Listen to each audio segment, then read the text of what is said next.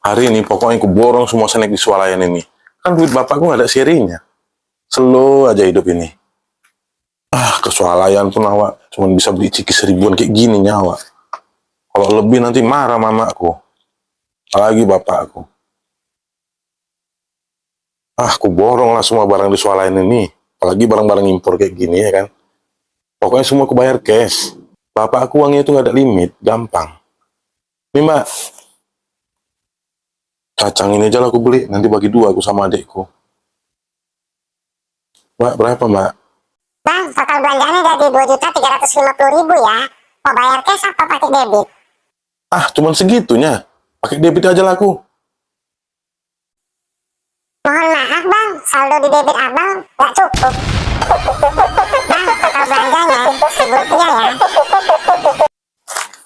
Untung bawa uang pas aku. Ini kak,